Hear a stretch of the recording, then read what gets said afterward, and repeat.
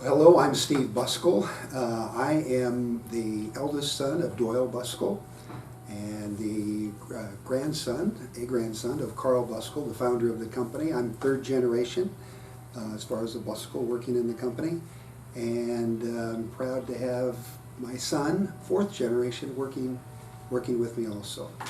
That's you, Luke. Okay, Luke Busskohl, fourth generation family member of the company. I have a beautiful wife and 2 kids. Doyle Busskohl, the oldest person in this group. My father started the company. I'm second generation. He started it in 1928 that's when I was born. And so I've been around as long as the bus company. And that's my son, Dave, over here, and he's third generation. Yeah, I'm Dave Busskohl, president of Allied Tour and Travel. I have my wife Cindy, and I have 2 children, both in Omaha right now. My dad and mother, my grandfather owned the land right out here at Skyview Lake, actually, where Skyview Lake is. And my parents had been farming up in the Devil's Nest. Of course, things were pretty rough in those years, of course, and they thought they would come down here. He needed somebody to put on this place, so they came down here. Well, things were so tough that he had to go out and get an outside job, and he went and got an outside job driving bus to Grand Island, I believe it was first. And then about that time there was a mail contract that came open to Sioux City, Iowa, and somebody suggested, well, why don't you bid on that?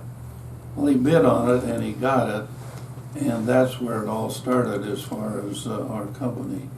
And we started, running this mail route over to Sioux City, and from there it has gone the way it so far. Didn't people start asking him for rides? Well, they started asking him for rides. So he decided to charge him. He was over there all day. He'd leave here at 7 o'clock in the morning. He'd go to Sioux City, get there about 11, I think, or something like that. Roads were terrible, of course. It started with a 7-passenger Buick, really, and that's what he hauled the mail in. And people knew he was going every day, and then they'd want him to.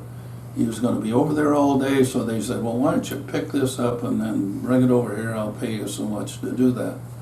He started Allied Tour and Travel in 1962 just as a way to keep the buses going, give more business to them. And I think that first tour went to the World's Fair in 1962. Seattle World's Fair. Yeah, and it was like 14 days for $364 or something like that. But then beyond that, Aero grew, moved to Omaha, and started expanding out. We've grown from that 50 buses now to about a fleet of about 206 buses in 7 different states and 14 different locations. One piece is we got into consulting business called Angle, which is Aero Nationwide Ground Logistics, and we also recently got into the entertainer coach business. So we have high-end that are coaches that are taking entertainers and production crews all across the U.S. So taking our original model and building on it, but then also adding some new segments. It's been fun. I'll start with one of my favorite memories that just came to me as I was driving over here, but we lived at 1503 Norfolk Avenue. That's where I grew up. And I remember at one point, even at I think an age of like 5, 6, 7 years old, that within 2 blocks of me on either side, I had not only grandparents that had separate homes, but great-grandparents. What a memory. Mm-hmm. You know, to know that whenever I got in trouble at home, I could either go to a grandparent, and if I had no sympathy there, I could go to a great-grandparent. Such a deal. It was, we called it the Sweet Jeep. It was an old 1948 Willys Jeep that we turned into an ice cream truck, and painted it red and had a red and white striped top on it and put a freezer on the back. And Steve, I think, was the first one to develop routes around Norfolk Monday through Friday. And then I think Sherry did it, and then I did it for several years, and then Susie did too. So it was a great summer job for us while we were in school. But that was a lot of fun, you know, just taking care of those kids, and they loved it. The mothers hated it. Yeah, the mothers hated it. And I remember when we were on a state championship run type of deal, and it was really neat to see the community come together behind that. I thought it was really unique, just the support you felt and the care you felt, some of the things we were all talking about. I'll certainly never forget that, and how people, it made a difference in my life to see that type of support besides something we were working so hard towards. People follow winners. Well, that's true too. And Norfolk follows the basketball or football or, Yep. you know, just people talk about it when we go to Lincoln or someplace else where there's no more Norfolk people there than their own Yeah, people. exactly. I just usually, you know, people ask me about Norfolk, it's usually regarding just how nice the people are here. So you can come back and it's just very relaxing and can be very rejuvenating being here. So it's usually along those lines of just something that if you just want to get away from, I don't know if the hustle and bustle is the right word, but just come back to a smaller community with a lot of really, really good people to be around. That's what I think of when I think of Norfolk. I would say I think there's a real sense of community here. You know, when there's needs, people reach out to them and help, especially, you know, pretty serious personal needs. The community rallies behind and helps people, businesses, what their needs are. And I think that's a really great asset for Norfolk.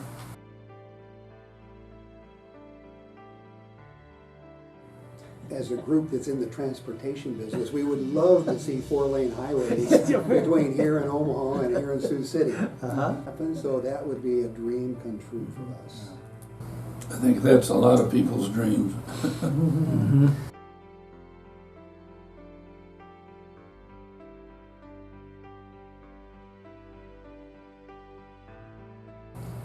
Well, again, I know this is repetitive, but I think the people here, the friends that you have, we've thought about how people really want this community to grow and want the best for this community, and they really work hard to see that happen.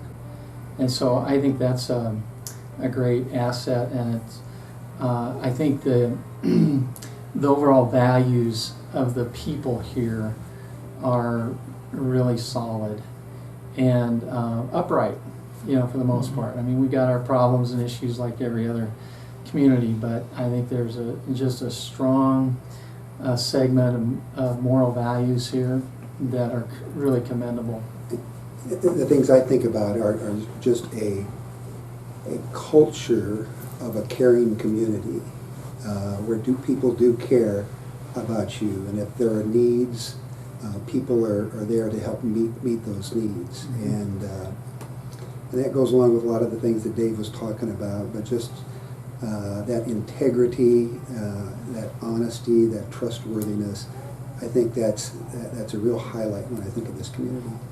Right. I would just even add even the spiritual side of things, the Christian community here and the values that they emphasize. I just see a lot of people that are, I just have a genuine faith, a real faith, and they live it out in their lives, and I think that's a really strong asset too.